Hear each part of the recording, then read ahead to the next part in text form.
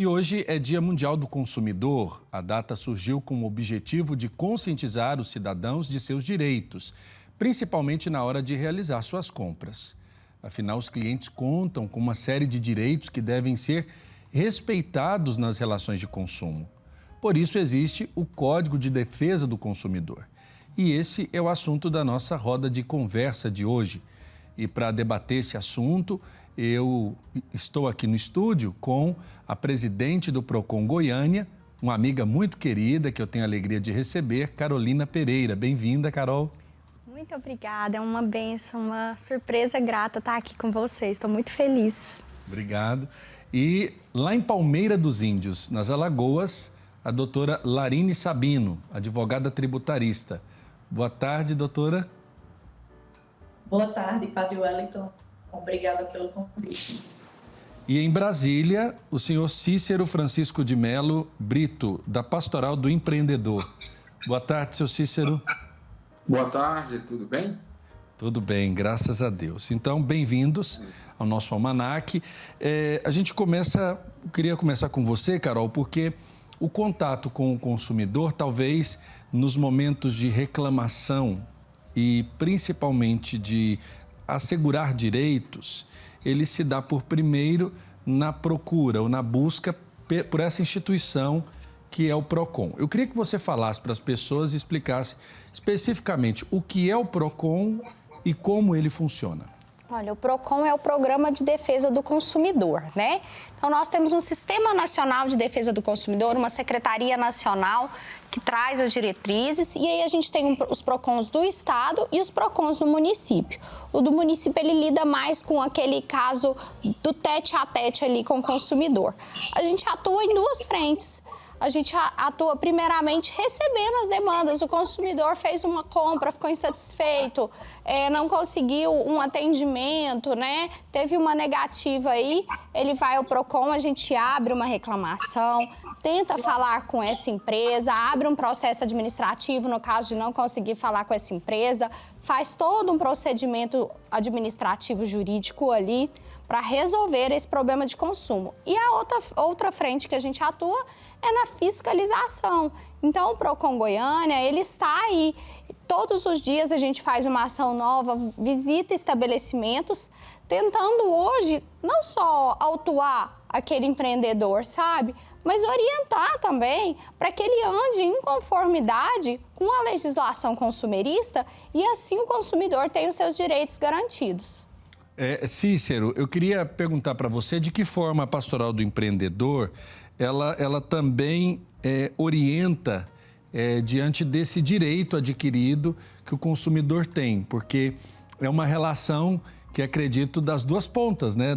Daquele que empreende e daquele que consome o bem empreendido. Você poderia falar um pouco para a gente dessa pastoral, dessa atuação que vocês realizam? A pastoral do empreendedor é uma pastoral diferenciada que tem na igreja. Eu acabo que sou advogado também por formação e ajudo lá na pastoral com a orientação, exatamente para que as pessoas que venham até a gente, as pessoas da igreja, para que elas não possam cair nessas armadilhas aí que as empresas colocam, ou que elas também não criem armadilhas para que os consumidores possam estar aí numa situação de desconforto. Então, a gente faz um trabalho de conciliação, de orientação, de instrução, para que quando haja uma situação dessa, que elas procurem exatamente o órgão parceiro, que é o Procon. Em último caso, que procure a justiça para poder resolver a situação. Então, é um trabalho de orientação, de instrução que a gente tem feito lá na pastoral. Um trabalho diferenciado. O Frei Rogério, que é o coordenador da pastoral, ele tem nos dado essa abertura e exatamente essa compreensão de conciliação. Doutora Larine, eu queria perguntar para a senhora quais são os maiores desafios que a senhora, como tributarista, tem encontrado nesse papel do consumidor ter os seus direitos adquiridos, né? Acredito que a senhora deve já ter se deparado com muitos problemas e a pandemia ainda deve ter acrescido também a procura e a insatisfação e a busca por assegurar o direito desse consumidor, que muitas vezes vai procurar um advogado insatisfeito, né? Com certeza, padre. Sob a perspectiva tributária, é um desafio muito grande por questões de desconhecimento, né? Muitas vezes o consumidor ele desconhece aquilo que ele está comprando, o tanto de imposto que ele está pagando sobre aquela compra, né? Esses impostos indiretos que a gente chama, eles são embutidos no valor, no preço final que é destinado ao consumidor.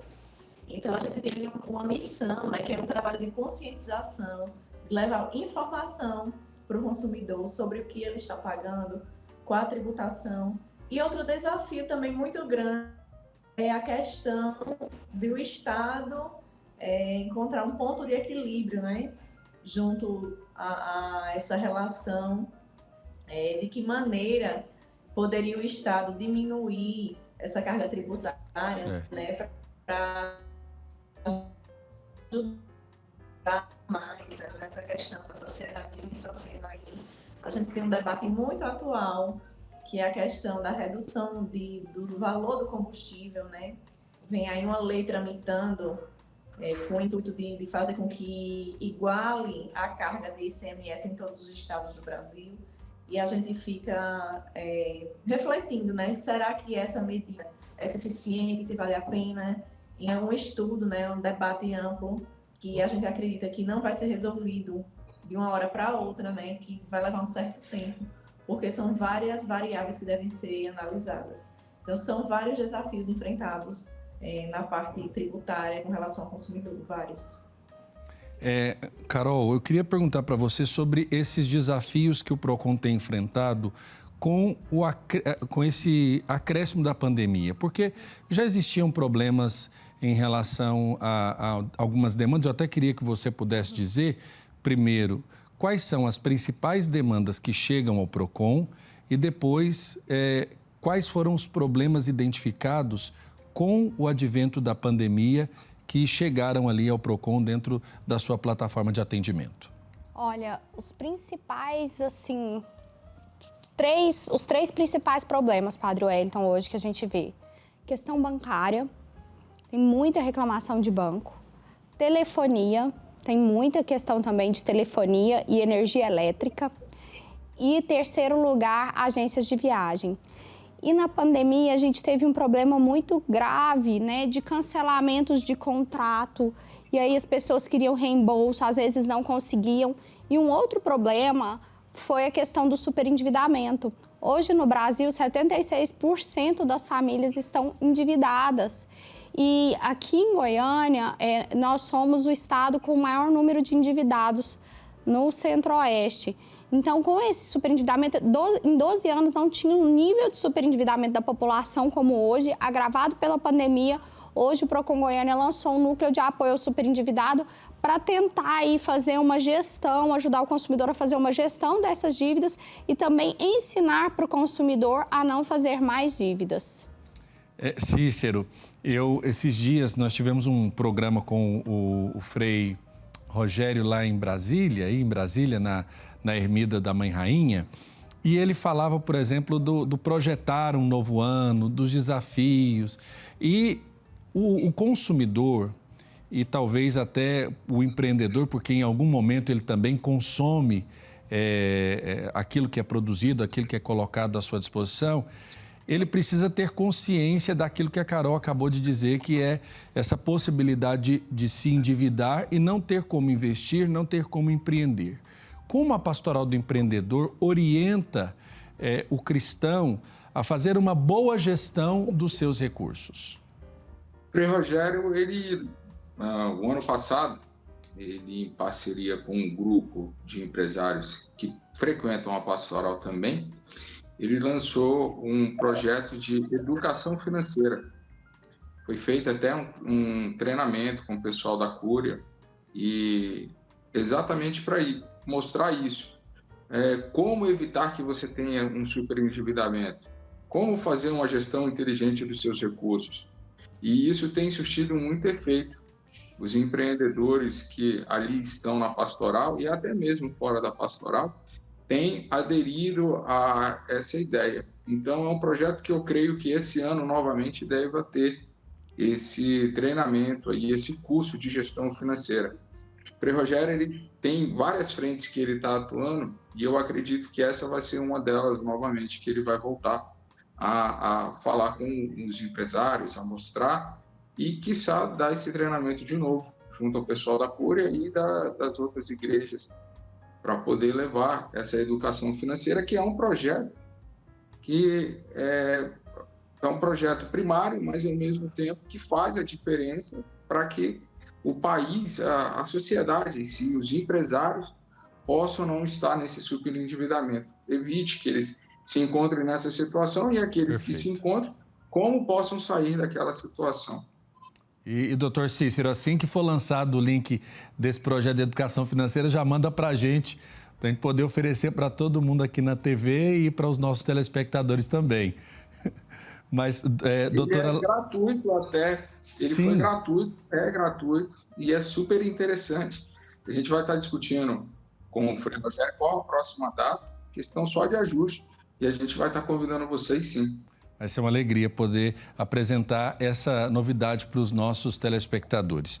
Doutora Larine, nós vimos com a pandemia uma diminuição das compras em lojas físicas e um aumento de compras de plataformas de e-commerce, né? Ou compras online, como a gente poderia assim dizer, né? Lojas online.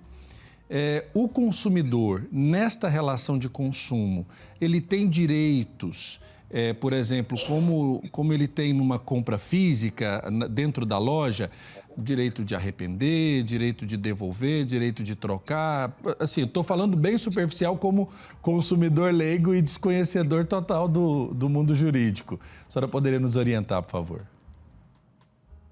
Sim. Além de todos os direitos que ele tem naquela compra tradicional, o direito à informação, o direito a não ter uma publicidade enganosa,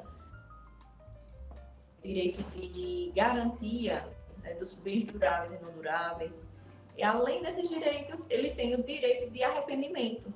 Então, quando ele recebe a compra feita pela internet, ele tem um prazo aí de 7 dias para se arrepender da compra e fazer a devolução do produto ou serviço.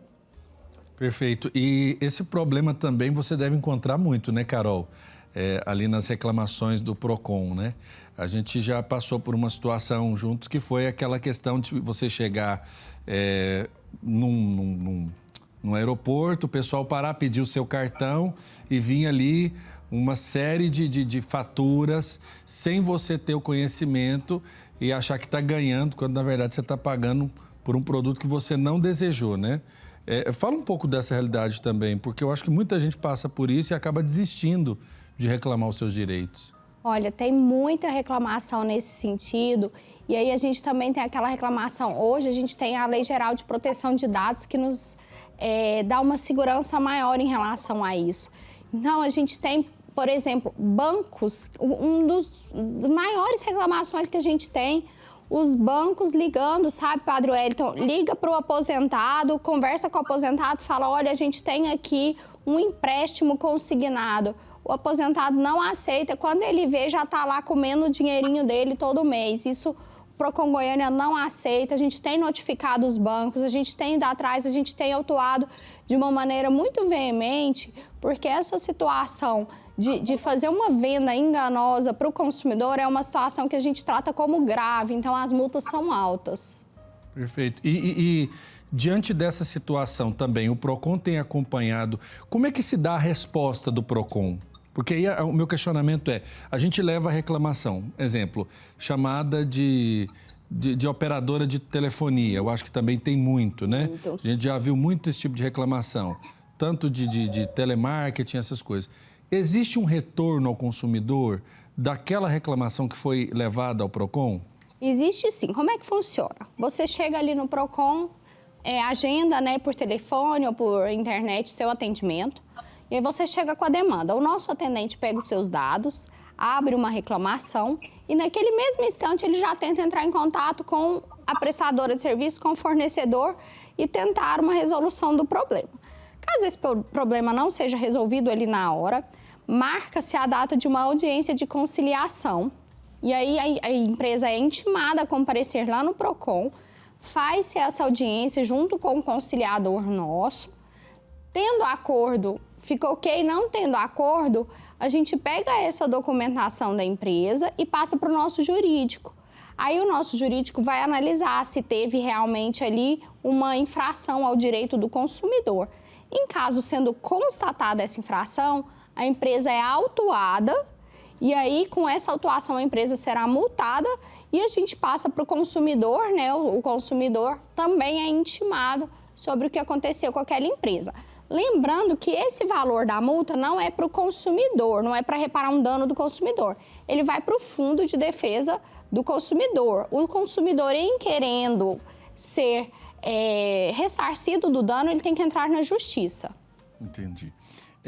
Doutor Cícero, a gente pode dizer que o direito do consumidor é também um direito consolidado como da dignidade humana, um direito de respeito à pessoa, que a gente pode encontrar o seu pilar basilar no próprio exemplo do cristão, ou seja, o empreendedor, ao empreender, ao fazer todo o seu esforço de se colocar em meio ao mercado de modo diferenciado, até por conta desse olhar da pastoral, ele também é chamado às boas práticas do mercado e não simplesmente a viver a selvageria da busca por consumidores que gerem, por exemplo, uma situação como essa de ter necessariamente a defesa de seus direitos?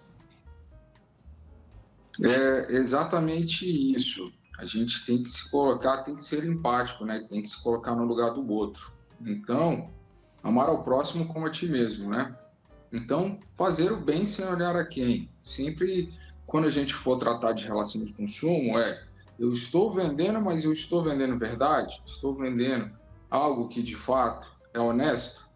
Porque vender o produto quebrado é não ser cristão aí nesse ato, né? Porque você está devendo, já está passando um produto defeituoso para um terceiro. Então, a gente sempre tem que olhar com o olhar do cristão, que estou fazendo a forma correta? Estou agindo de forma correta nessa relação de consumo? Porque amanhã serei eu que estarei nessa mesma situação. Então, a gente tem que ter essa relação de mão dupla, de que hoje eu estou como cliente, consumindo,